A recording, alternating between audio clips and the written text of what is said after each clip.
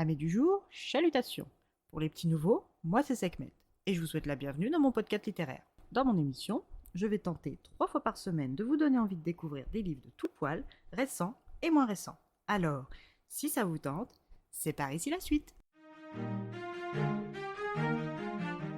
Aujourd'hui, je vais vous présenter Le Monde suspendu, le mercenaire à la saltimbanque de Axio, publié aux éditions Lumen. Dans ce roman, nous allons partir à la rencontre de la jeune reine, 17 ans, saltimbanque dans une troupe itinérante. Elle a été recueillie par Tati il y a 10 ans. Traquée par les Saréniens, elle a dû cacher sa nature et surtout sa magie. Grand-tonton, le mari de Tati, est comme un père pour elle, et depuis qu'elle s'est ouverte à lui, le sentiment d'être en sécurité ne l'a pas quittée. Petit tonton, le jeune frère de Tati, n'a qu'un an de plus qu'elle, ce qui fait de lui plus un grand frère qu'un oncle dans le cœur de reine. Lui est sa seule et unique amie. La fille du berger de la caravane a 1 an de moins qu'elle. Avec Wook, alias Petit Tonton, et lui, comme compagnon de vie, Reine est une adolescente heureuse. Quand nous la rencontrons, elle est en pleine performance avec Wook et son fidèle masque sur le visage. Reine fait rêver les grands et les petits en effectuant des pirouettes, des cabrioles et des saltos.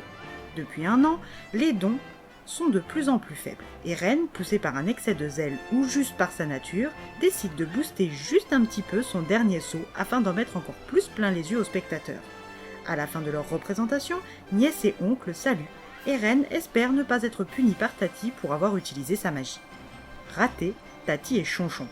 Elle réprimande sa protégée et lui interdit de participer à leur prochaine représentation dans le dernier village de l'année.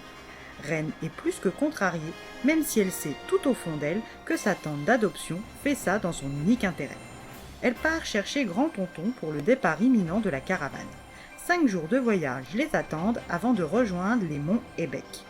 Grand-tonton sait toujours comment apaiser son cœur et son estomac.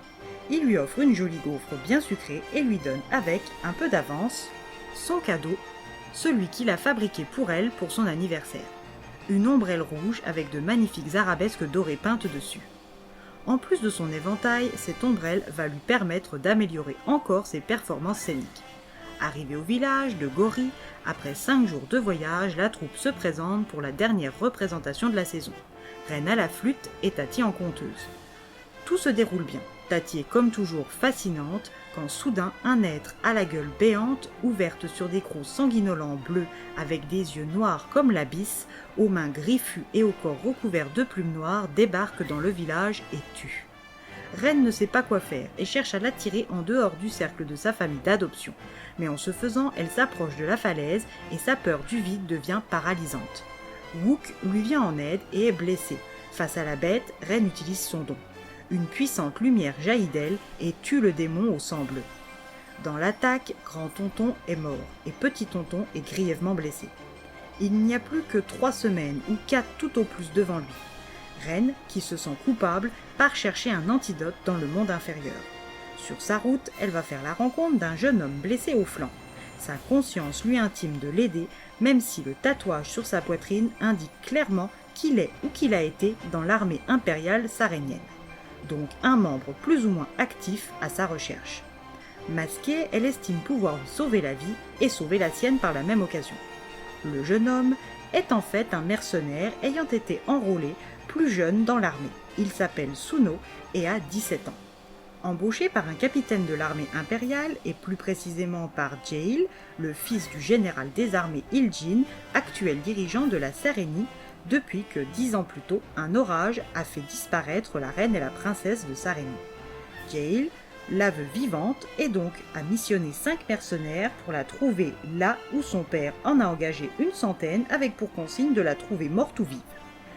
Suno lui explique devoir se rendre à Serawan, là où la lumière a été captée, mais que l'attaque du train duquel il est tombé lui a fait perdre un temps précieux. Reine décide de faire le chemin avec Suno car elle soupçonne en lui bien plus de douceur et de gentillesse que de cupidité ou de dangerosité. Alors une fois arrivée à la ville de Sorawan, Reine lui confessera-t-elle son identité ou partira-t-elle seule vers les bas-fonds?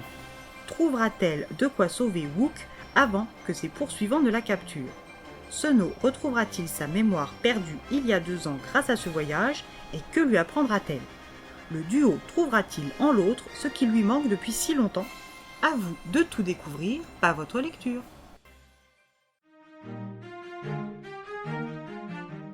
Un roman que l'on n'a pas envie de lâcher une fois commencé. Un univers riche, des personnages principaux et secondaires attachants et des rebondissements en veux-tu en voilà. Le tout servi par une plume fine et rythmée. Et bien voilà, j'en ai fini pour aujourd'hui. J'espère que cet épisode vous aura plu et vous aura donné des nouvelles idées de lecture. Si vous souhaitez découvrir d'autres petits bonbons littéraires tout droit sortis de ma bibliothèque, je vous retrouve le samedi 13 septembre prochain pour un nouvel épisode. Et si d'ici là je vous manque de trop, n'hésitez pas à me rejoindre sur mon compte Instagram, @leslecturesdeSekhmet. Sur ce, chalut les amis, et à la prochaine!